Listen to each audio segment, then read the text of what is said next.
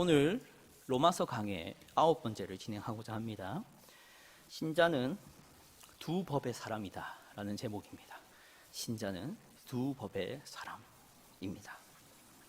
우리는 지난 시간 로마서 6장의 말씀을 살펴보았었습니다. 오늘은 그래서 7장을 살피는 것이죠. 로마서 6장과 7장은 로마서 5장과 8장, 로마서 5장과 8장 사이에 6장과 7장이 자리하고 있습니다. 제가 그때 말씀드리기를 이것은 삽입절이라고 했죠. 삽입절. 5장과 8장이 원래의 맥락인데 그 사이에 6장과 7장이 필요했다 해서 들어간 것이 6장과 7장이라고 말씀드렸습니다.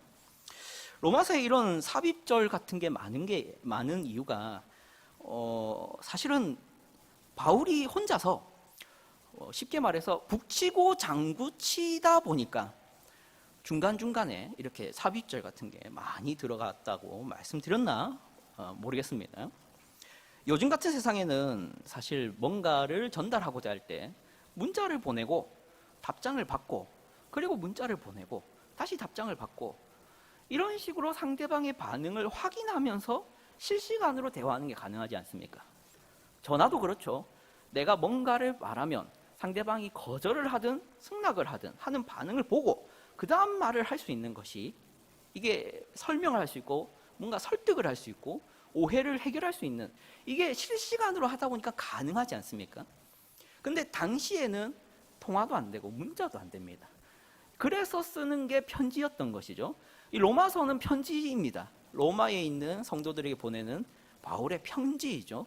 그렇다 보니까 한 번 갈 때 이걸 모든 것을 상대방의 반응들을 일일이 답변을 못 해주는 상황인 겁니다. 다시 편지를 보내자니 그들의 반응을 아는데 몇 개월이 걸리고 내가 다시 편지를 보내서 도달하는데 몇 개월이 걸립니다. 그럼 그 기간 동안 사람들은 오해를 할 수 있고 곡해를 할 수 있고 잘못 이해할 수 있는 문제들이 생기는 거죠. 그래서 바울은 한 번 편지를 보낼 때 이런 곡해가 일어날 지점, 오해가 있을 지점, 반발이 있을 것에 대한 일일이 대답을 하고 있다 보니까 이런 삽입절들이 많이 나오는 겁니다. 이거 말하고 이거 말하고 너희가 그러면 이렇게 반응할 거다. 내가 이렇게 또 말하면 얘들은 또 이런 반발을 하겠지. 또 내가 이렇게 말하면 이걸 받는 사람들은 이런 오해를 하겠거니 이걸 다 짐작을 해서 하나하나 다 다시 설명하다 보니까 하던 말 멈추고 중간에 딴 얘기하고 다시 이어서 하고 또 멈추고 또 설명하고 다시 또 이어서 얘기하고 이렇다 보니까 이게 그냥 이런 걸 모르고 있는 우리 입장에서는 이해가 잘 안 되는 거죠. 이랬다가 저랬다, 이 말 했다가 저 말 했다가 왜 이 얘기를 또 하던 말 멈추고 왜 하는지 이게 잘 안 되는 겁니다.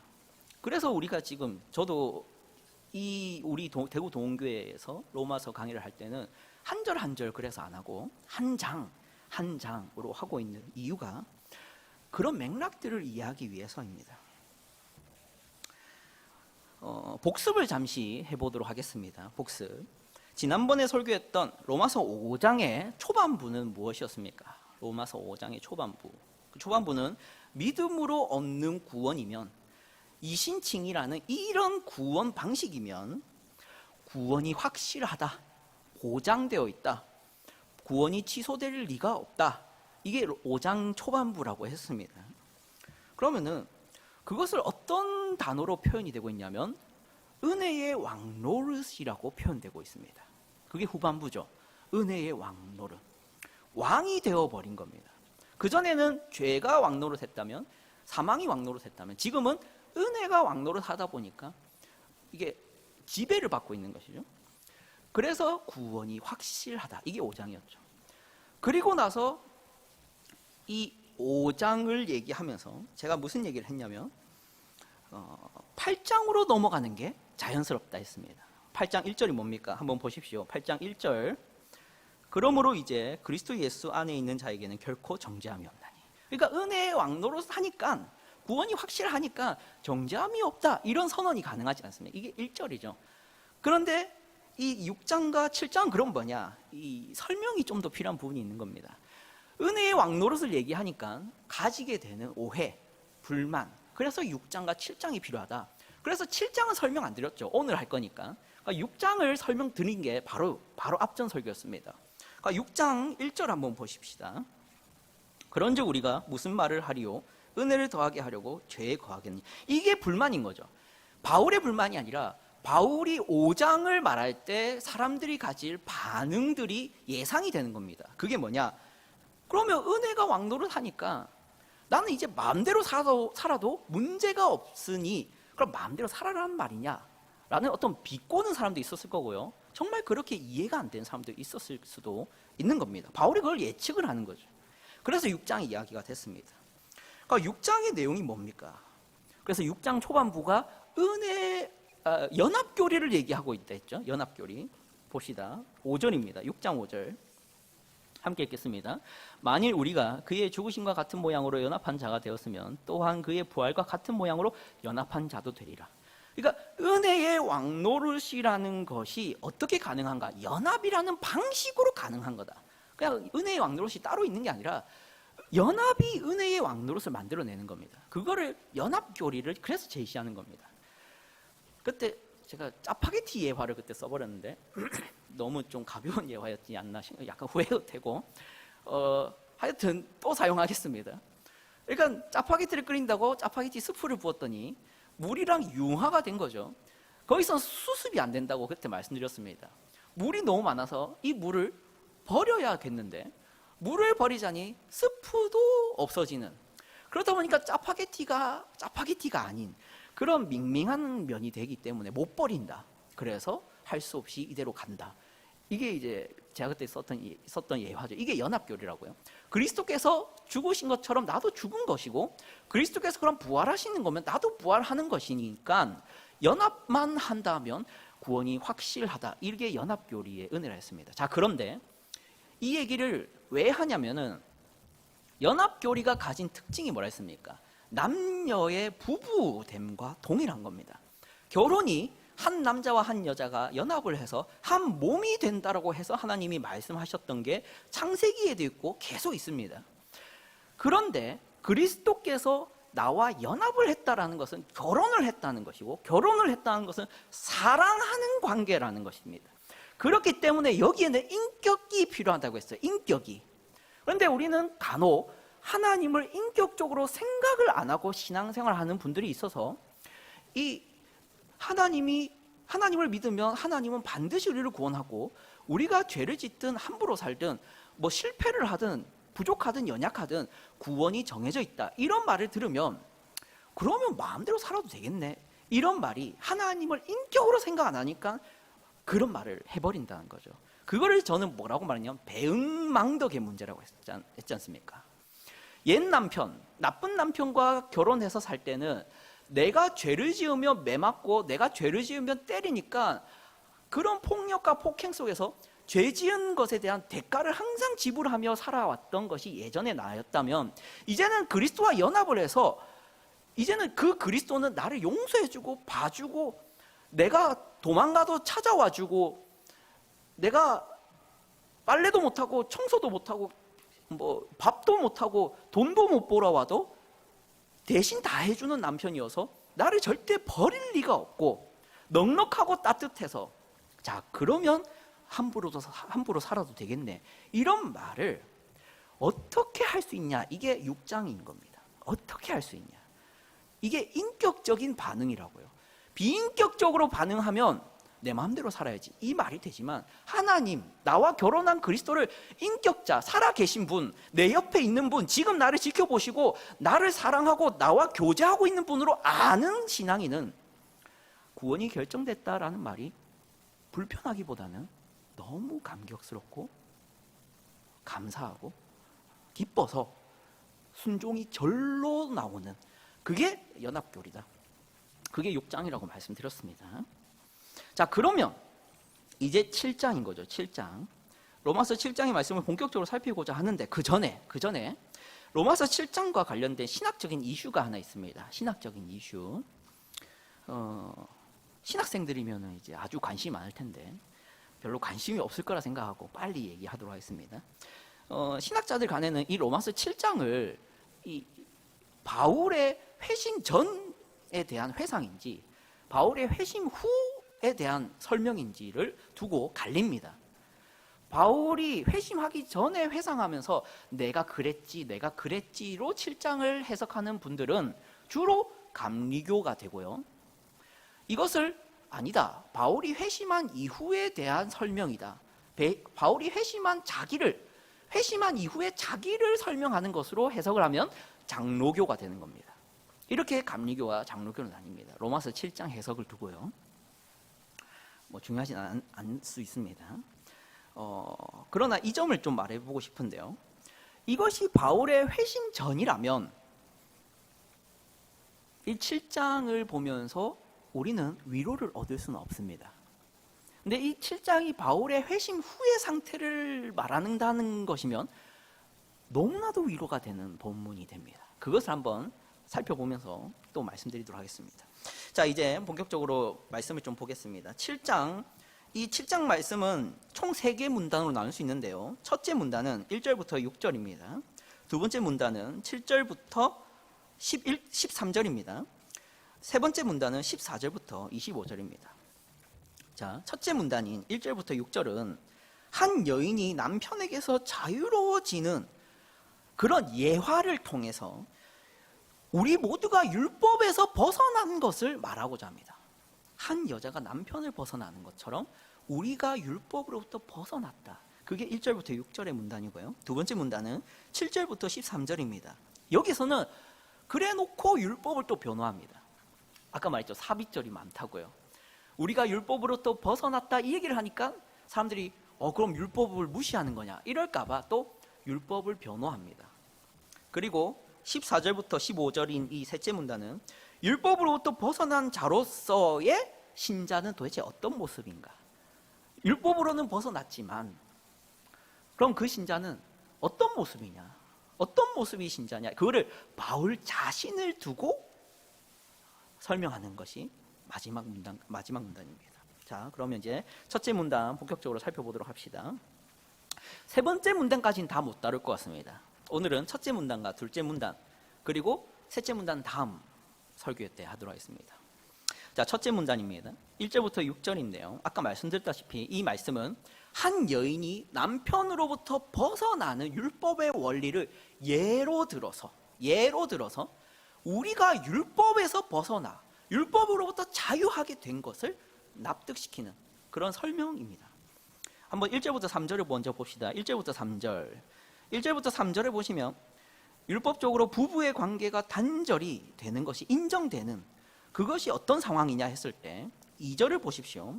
남편이 있는 여인이 그 남편 생전에는 법으로 그에게 매인바 되나 만일 그 남편이 죽으면 남편의 법에서 벗어나느니라. 그러니까 남편으로부터 그 아내의 책임이 끊어지는, 더 이상 부부 관계를 유지할 이유가 없는 상황은 한 가지다. 그게 죽으면 된다. 남편이 죽어야 여자는 새 시집을 갈 수 있다. 이게 율법에서 이미 가르쳐지고 있지 않느냐라고 율법 아는 사람들에게 그 예화를 들고 있는 겁니다. 그리고 4절부터 6절이 본론이죠. 4절부터 6절이 본론이죠. 그게 뭐냐? 한번 본문을 보십시오. 4절 먼저 보겠습니다. 그러므로 내 형제들아 너희도 그리스도의 몸으로 말미암아 율법에 대하여 죽임을 당하였으니, 이 그리스도의 몸으로 말미암아라는 단어는 6장의 맥락에서 보면 연합을 말합니다. 우리가 그리스도의 몸에 접붙임을 받았지 않습니까? 그리스도의 지체가 됐지 않습니까? 그리스도를 믿음으로 우리가 그분의 몸이 됐지 않습니까? 그걸 말합니다. 그 연합으로 말미암아 율법에 대하여 죽임을 당한 거예요. 은혜에 대하여 죽임을 당한 게 아니라 율법에 대하여서만 죽임을 당했습니다. 그렇다는 건 뭡니까? 그 뒤에 나오겠죠. 6절 보겠습니다. 이제는 우리가 얼매였던 것에 대하여 죽었으므로 율법에서 벗어났으니 이러므로 우리가 영의 새로운 것으로 섬길 것이요 율법 조문에 묵은 것으로 아니할지니라. 율법으로부터 자유하게 되었다.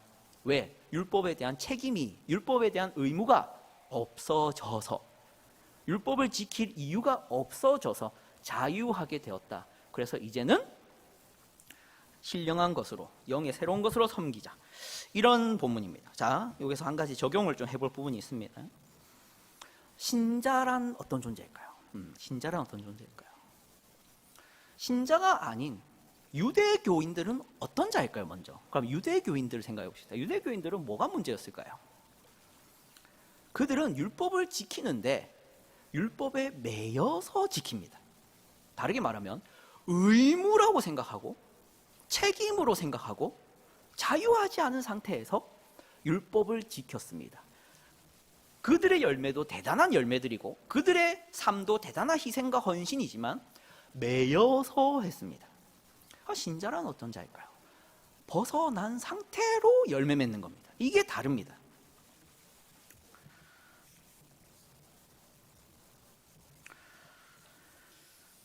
한국 사회에 대해서 잠깐 얘기 드리도록 하겠습니다. 한국 사회는 유교 문화가 지배했던 사회입니다. 지금은 좀 많이 벗어나고 있는 중이죠. 벗어나고 있는 과도기다 보니까 세대 간의 갈등이 아주 심화된 상태입니다. 지금의 윗세대, 대충 생각하면 한 50대 이상의 세대는 유교 문화가 익숙한 세대입니다. 40대로부터 이하는 유교 문화를 싫어하는 세대입니다. 권위를 싫어합니다. 그러니까 유교 문화의 세대는요, 권위를 중요하게 여깁니다. 질서를 중요하게 여깁니다. 우리 위에 분들은 익숙할 겁니다. 어떤 부분이 익숙하냐? 자녀 교육이란 어떻게 하는 것이냐? 어떻게 사람을 만드냐?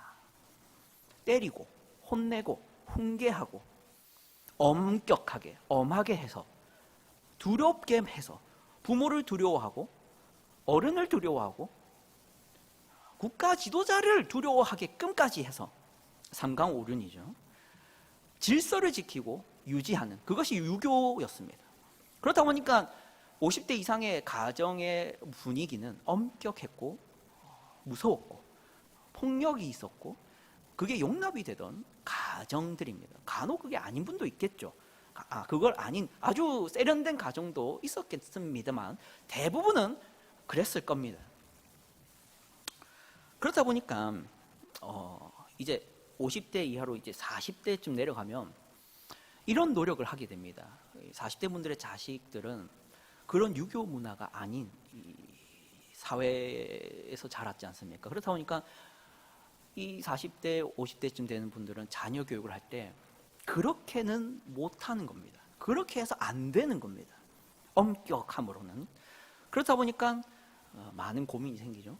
그래서 노력한다고 노력하는 게 때리진 않고 혼내지는 않지만 그렇다고 착하게 말하고 부드럽게 말하고 용납해주고 풀어주고 이건 또 안 돼서 그냥 무덤덤 무뚝뚝 이 정도가 최선입니다. 왜냐하면 내가 그렇게 잘하지 못했기 때문에 그게 안 되죠. 이해합니다. 그게 안 됩니다. 아빠가 미안해. 아빠가 고마워. 우리 아들 노력해줘서 고마워. 그거 좀 안 했으면 좋겠지만 하고 싶다면 한번 해봐. 괜찮아. 괜찮아. 봐줄게. 넘어가자. 이게 안 된다고요. 너무 엄격하게 자라서 그게 안 된다고요. 자식들이 그걸 노력으로 봐줍니까? 노력을 안 봐주죠. 그게 무슨 노력이야. 무뚝뚝한 아빠. 뭐 이럽니다. 안타깝죠. 유교 문화가 만들어낸 사회, 사람, 어떤 사람입니까? 자발성이 없습니다. 두려움과 의무와 책임으로 밖에는 순종해보지 못했다 보니까 자발성, 의무가 없는데 하는 그런 것에 어색합니다. 자, 그 얘기를 제가 왜 하느냐? 신앙인이 됐고 믿음으로 구원을 받았음에도 불구하고 당연히 누려야 될 자유를 누리는 게 어색합니다. 우리 모두가 그렇습니다. 내가 그렇게 뭔가를 해본 적이 없어서 의무나 책임 외에는 내가 선을 이루어 본 적이 없어서 그렇습니다. 우리가 열심히 행하는 선행마저도 체면, 권위, 어떤 명성, 의무, 혹은 두려움의 외에 다른 이유로 행해 본 적이 사실 없습니다.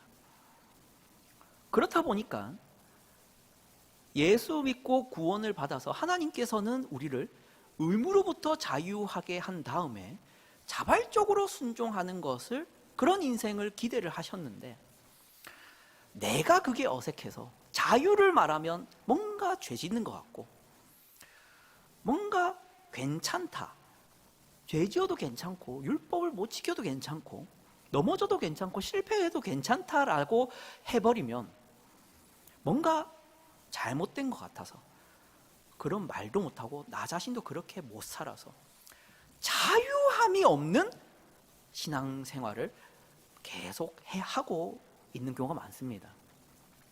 그런데 오늘 본문이 분명히 뭐라고 말합니까? 오늘 본문은 우리가 어떻게 생각하든 간에 오늘 말씀은 율법으로부터 벗어났느니라입니다.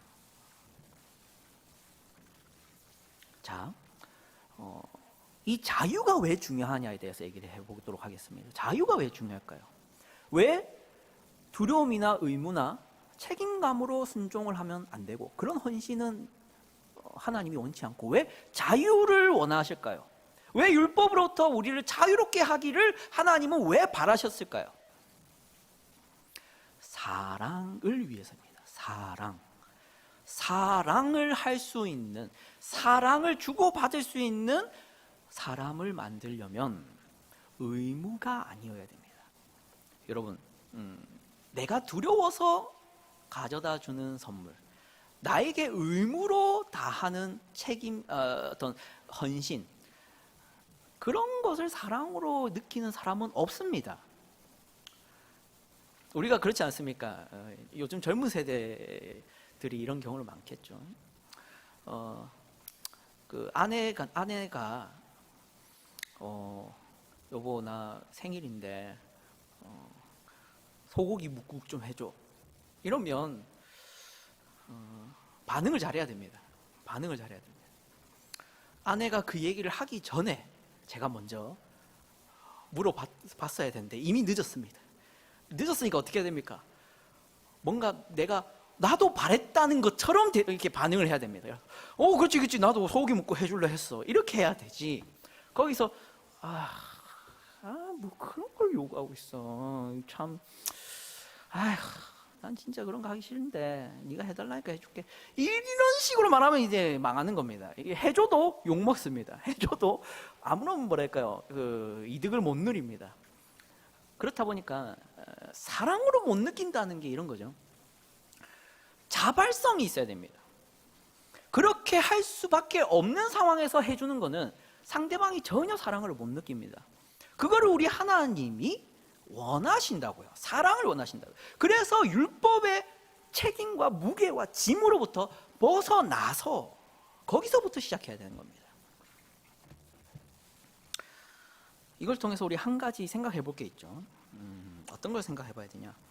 이런 사람이 있습니다. 두 사람이 있습니다. 한 사람은 의무적이고 두려움이고 체면을 차리는 것이고 억지로 하는 것이지만 율법을 철저히 지키고 기도 생활도 철저히 하고 예배 생활도 철저히 지키고 교회에서 주어진 의무와 봉사를 최선을 다해서 모범적으로 하는 사람이 있고요. 두 번째는 의무적이지 않고 두려움도 없고 체면을 신경 쓰지도 않는, 억지로 하는 것도 아닌데 열심히 하고 봉사생활하고 율법도 지키고 기도생활도 열심히 하는 사람이 2번으로 있습니다. 자, 1번과 2번 중에서 어떤 사람이 괜찮은 사람입니까? 당연히 2번이라고 대답하겠죠. 자, 그러면 여기서 함정입니다. 함정 질문을 또 해보도록 하죠. 그런데 이 2번의 사람이 1번의 사람보다 좀 게으르고 나태하고 덜 봉사하고 덜 희생하고 덜 착합니다. 그러면 누가 낫습니까? 이러면 고민합니다. 그래도 의무적으로 하고 체면 때문에 하고 두려움 때문에 하지만 1번이 낫지 않나? 그렇게 생각이 됩니다. 근데 우리끼리는 그게 판단이 안 되니까 그렇게 생각할 수 있습니다. 근데 하나님에게는 그게 인정받을 모습일까요? 인정이 안 됩니다. 어떤 헌신과 어떤 봉사일지라도 억지와 의무와 두려움으로 한 것이면 하나님이 그거를 상품 취급을 안 합니다. 극상품 포도주가 될 수 없습니다. 판매가 불가능한 불량품 포도로 여겨집니다. 그래서 사랑으로 하는 것, 자발성으로 하는 열매만이 아무리 작더라도 열매로 여겨집니다. 하나님께는요.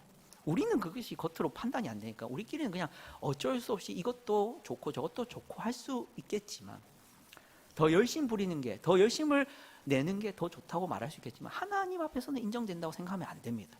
사랑이 없어서요. 한번 그 부분을 같이 보도록 할까요? 요한복음 13장 34절입니다. 새 계명을 너희에게 주노니 서로 사랑하라. 내가 너희를 사랑한 것 같이 너희도 서로 사랑하라. 여기서 예수님께서 율법에 이미 구약 성경에 계명도 있는데 또 계명을 준다고 말하면서 뭐 얘기하냐면 사랑하라를 얘기합니다.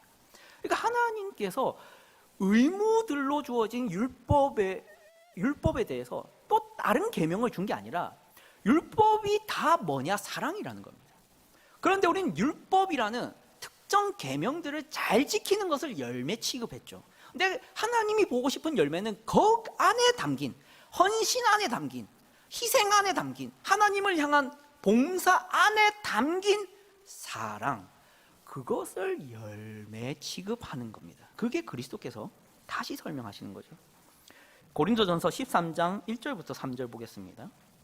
내가 사람의 방언과 천사의 말을 할지라도 사랑이 없으면 소리나는 구리와 울리는 꽹과리가 되고, 내가 예언하는 능력이 있어 모든 비밀과 모든 지식을 알고 또 산을 옮길 만한 모든 믿음이 있을지라도 사랑이 없으면 내가 아무것도 아니요 내가 내게 있는 모든 것으로 구제하고 또 내 몸을 불사르게 내줄지라도 사랑이 없으면 내게 아무 유익이 없느니라. 사랑이 없으면 아무것도 아니랍니다.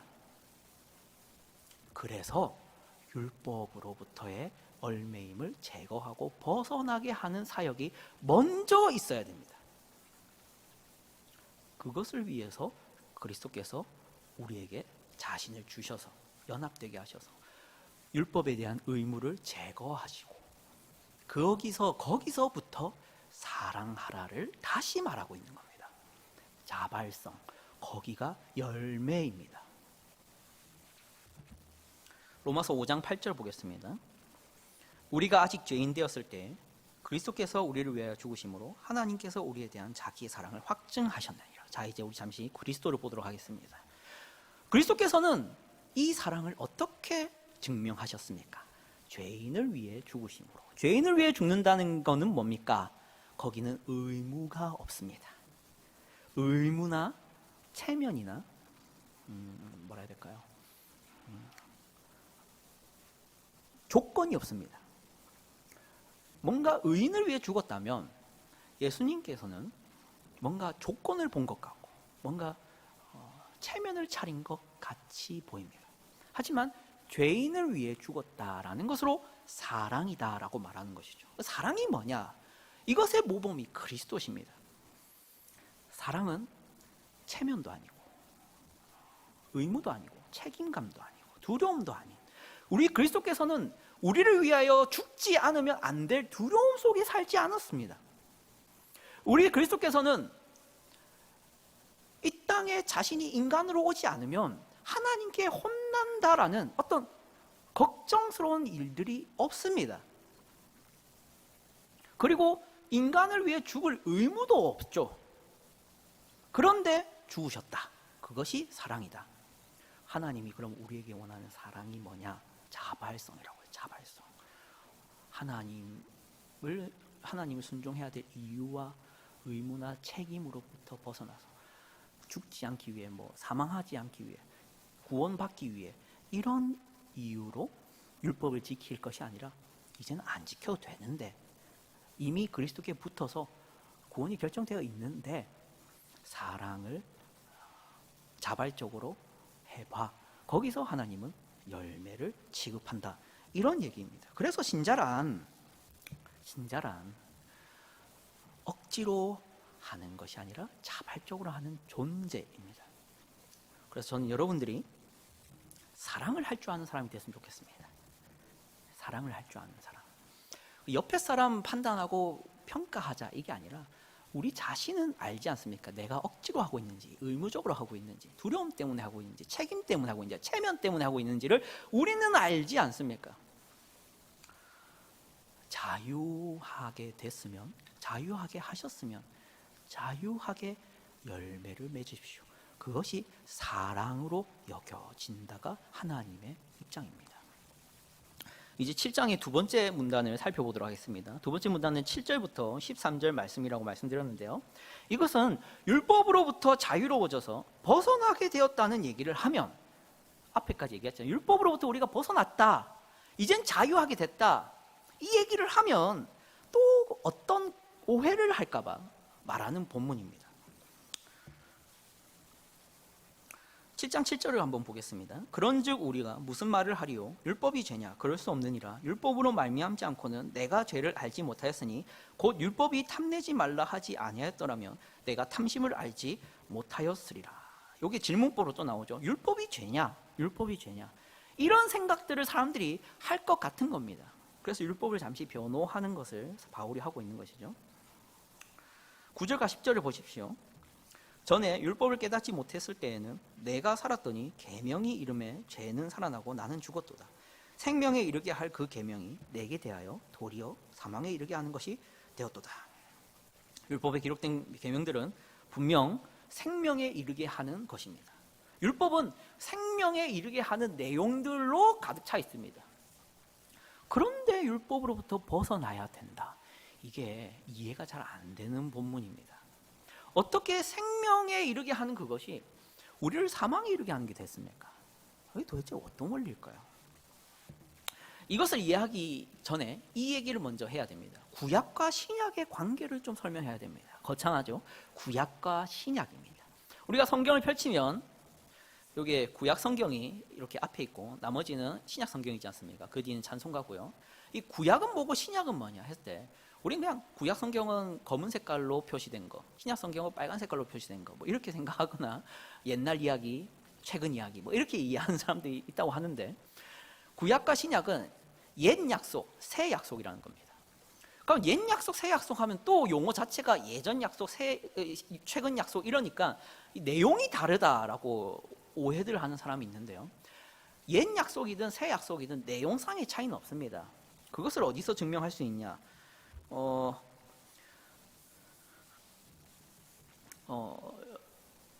우리가 율법이 있고 복음이 있다 하지 않습니까? 그리고 뭐 행위가 있고 은혜가 있다 하는데, 그럼 구약에는 계명만 있고 신약에는 은혜만 있습니까? 그렇지 않습니다. 신약에도 계명이 있고 구약에도 은혜가 있습니다. 둘 다 계명이 있고 은혜가 있습니다.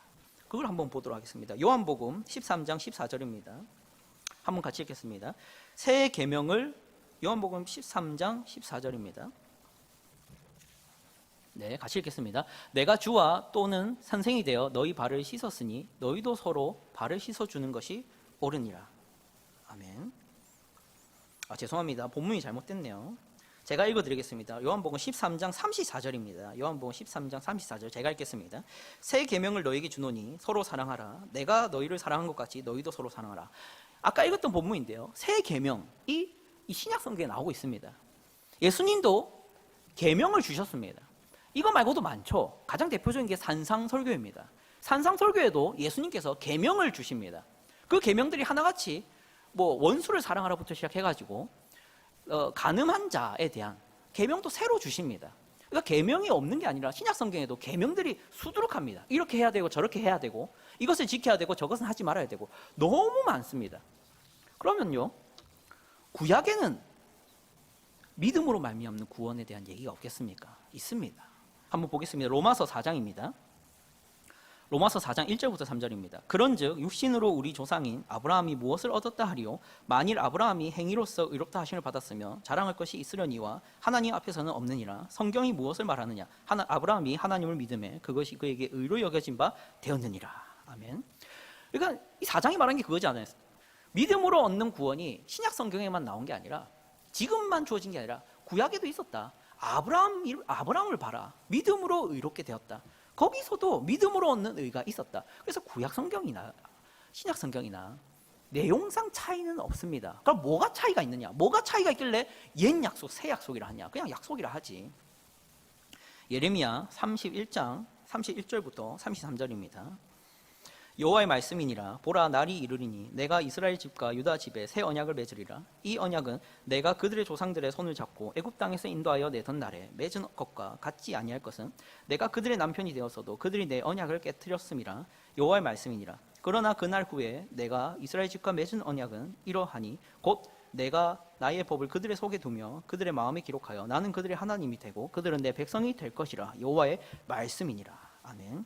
구약과 신약의 차이는 이 예레미야서 31장 31절 33절에서 분명히 나옵니다. 내용이 다른 게 아니라 방법이 다른 겁니다. 옛 언약에서는 율법을 글로 줬다면 새 약속 신약에서는 율법을 마음에 새겨버립니다. 하나님께서 처음 율법을 주셨을 때 모세를 통해서 시내산에서 주셨는데 돌판에 새겨서 줍니다. 그래서 이스라엘 백성들은 돌판을 읽고 그것을 지켜봐야 되는 겁니다. 근데 신약에서는 아까 예레미야 31장 33절에 이렇게 표현되어 있죠. 내가 나의 법을 그들의 속에 두며 그들의 마음에 기록하여 입니다. 율법이 글자가 아니라 율법이 마음에 새겨버리는 식으로 주시겠다. 그러니까 더 강력한 방법을 동원하겠다입니다. 왜 그런 방법을 동원해야 되냐? 다시 32절 보십시오. 예레미야서 31장 32절입니다. 그들의 조상의 손을 잡고 애굽 땅에서 인도하여 내던 날에 맺은 언약과 같지 아니할 것은 내가 그들의 남편이 되었어도 그들이 내 언약을 깨뜨렸음이라. 그러니까 내가 줬던 그 글자로 줬던 언약을 줬더니 그들이 남편인 나를 또 배반하고 갔다. 그게 구약의 한계였다. 그래서 이제는 내가 마음에 새겨버리겠다 하는 어떤 도전이라고 해야 되나요? 거의 뭐 협박이라고 해야 되나요? 아주 사랑스러운 협박이죠. 자, 그런데 또 문제가 있습니다. 어떤 문제가 있냐면 그러면 왜 글로 된 율법을 왜 안 지켰을까요? 돌판으로 된 율법은 도대체 뭐가 문제길래 마음에 새긴 율법으로 해야 해결이 되는 문제일까요? 글로 된 율법은 뭐가 부족할까요? 그것을 한번 세 가지 경우로 말씀드리고 설교를 마치도록 하겠습니다. 첫 번째는 이것입니다. 율법을 하나님께 도달하는, 하나님을 알게 하는 점에서 지도라고 비유하겠습니다. 지도. 우리가 지도를 보고 목적지에 가지 않습니까? 지도가 없으면 뭐 어떻게 그 모르던 곳에 어떻게 갑니까? 알던 곳이면 모르겠지만 모르던 곳을 찾아가려면 지도가 필요합니다. 그러면 율법이 하나님께 도달하는, 생명에 이르게 하는 지도라고 할 때 지도는 문제가 없지만 그걸 보는 내가 맹인입니다. 그것이 문제가 됩니다. 글로 된 율법이 그런 한계성을 가집니다. 사사기 21장 25절입니다. 그때 이스라엘에 왕이 없으므로 사람이 각기 자기의 소견에 옳은 대로 행하였더라. 누가복음 6장 39절입니다. 또 비유로 말씀하시되 맹인이 맹인을 인도할 수 있느냐? 둘이 다 구덩이에 빠지지 아니하겠느냐? 사람이 맹인이라서 길을 잃습니다. 율법이 지도인데 지도를 봐도 이해를 못합니다. 거기에 문제가 있었던 것이죠. 글로 된 율법이 그런 문제가 있습니다. 자, 두 번째 경우가 있죠. 어떤 경우가 있냐면 율법이 있는 걸 넘어서 그 율법을 이렇게 가르쳐주고 그 율법의 이 흐름, 율법의 흐름이라는 지도를 가르쳐주고 지도를 보는 법을 가르쳐주고 지도의 이런 이게 화살표도 쳐주고 하는 그런 사람이 선지자와 선생들이라고 할 때 그들이 있었을 때가 있지 않습니까? 구약 시대에도 선지자들이 와서 선생으로서의 역할을 했지 않습니까? 율법을 읽어도 이해를 못하던 그들에게 율법을 설명을 해줬지 않습니까? 그게 선지자들입니다. 그것을 지도라고 하지 않고 내비게이션이라고 할 수 있겠죠. 우리가 내비게이션을 보면 내비게이션은 지도만 보여주는 게 아니라 좌회전하십시오. 우회전하십시오. 전방으로 50m입니다. 방지턱 있습니다. 이런 거 얘기 다 해줍니다. 그게 선지자죠. 자, 그런데 문제가 있죠. 요한복음 7장 7절입니다. 세상이 너희를 미워하지 아니하되 나를 미워하나니 이는 내가 세상의 일들을 악하다고 증언함이라. 또 두 번째 로마서 1장 21절입니다. 하나님을 알되 하나님을 영화롭게도 아니하며 감사하지도 아니하고 오히려 그 생각이 허망해지며 미련한 마음이 어두워졌나니. 문제가 뭐냐면 사람들은 들어도 알아도 배워도 알면 알수록 더 반발하고 부정하고 왜곡하고 오해하고 싶어 합니다. 왜냐? 하나님의 말씀은 자기를 정죄하거든요. 예수님께서 와서 그들의 행위를 악하다 하니까 그들이 예수를 미워하고 죽이려 듭니다. 그래서 내비게이션도 답이 없습니다. 율법에 색칠을 해주고 율법에 화살표를 해줘도 전혀 효력이 없습니다. 그래서 율법은 읽으면 읽을수록 정죄만 됩니다. 내가 맹인이라는 게 드러나고 내가 하나님을 싫어한다는 게 드러나는 게 돼버렸습니다. 그래서 율법은 정죄하는 게 되었다는 겁니다. 그럼 마지막으로 이거죠. 세 번째 경우입니다. 맹인이고 그리고 배워도 안 들을 사람이라서 하나님이 택시를 태워버리는 상황이 일어나는 겁니다. 택시를 타면 어떻게 됩니까? 내가 까막눈이어서 길을 몰라도 지도를 볼 줄 몰라도 내비게이션을 들어도 그것을 전혀 따르기 싫어도 택시 기사는 갑니다. 도착지까지 갑니다. 내가 뒷좌석에서 발버둥을 치든 움직이든 이미 출발한 차는 갑니다. 물론 택시 기사의 예가 너무 착해서 이렇게 내려줄 수도 있는데 발버둥 치면 우리 하나님이 택시 기사면 안 내려줍니다. 그래서 꼼짝없이 거기서 내리고 싶어도 안 내려집니다. 그게 마음에 새긴 율법입니다. 그것으로부터 복음이 말해지는 겁니다. 설교를 마치도록 하겠습니다. 정리하겠습니다. 우리 하나님은 바울을 통해서 지금 무엇을 말하고 있느냐? 율법으로부터 벗어나게 하는 것이 필요했다. 의무나 책임이나 두려움으로 순종하는 것을 하나님은 사랑으로 여겨지지 않으셔서 사랑할 줄 아는 사람 만들기 위해 율법으로 벗어나게 하는 일을 하셨다. 연합을 통해서, 그리스도와 연합을 통해서. 그래서 우리는 모두 율법으로부터 자유한 상태입니다.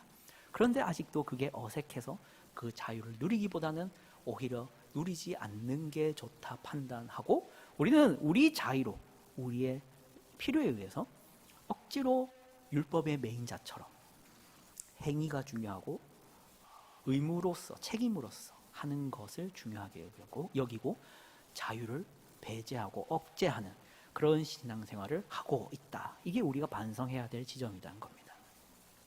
저는 여러분이 자유를 누리셨으면 좋겠습니다. 자유함으로 하나님께 자발적으로 순종하는 모습을 보여서 하나님을 감격시키면 좋겠습니다. 의무는 감격이 안 됩니다. 하지만 자발성은 감격이 되고 감동이 됩니다. 그 사랑을 할 줄 아는 성도님들이 되길 바랍니다. 그리고 그러한 사랑을 자녀에게도, 아내에게도, 남편에게도, 부모님에게도 할 줄 아셨으면 좋겠습니다. 억지로, 두려움으로, 폭력으로, 강압으로, 훈계로, 혼내는 것으로 자녀가 사람이 되게 하려면 상처를 동반하고 관계의 끊어짐이 동반되고 결국 그렇게 해서 만들고자 하는 사람은 내가 원하는 사람일 뿐입니다. 그렇게는 하지 말라가 하나님의 말씀입니다. 하나님이 여러분을 그렇게 하지 않으셨습니다. 그러면 나도 그렇게 하면 안 되는 것입니다. 사랑을 할 줄 아는 사람이 됩시다. 그리고 율법이 이제는 억지로 지켜지는 것이 아니라 원해서 자유함 가운데 기뻐서 하고 싶어서 지켜지는 것으로 신앙생활의 모든 의무들이 하나님께 대한 나의 고백으로 사랑으로 감사함으로 지켜지는 것으로 되기를 주님의 이름으로 축복합니다. 기도하겠습니다.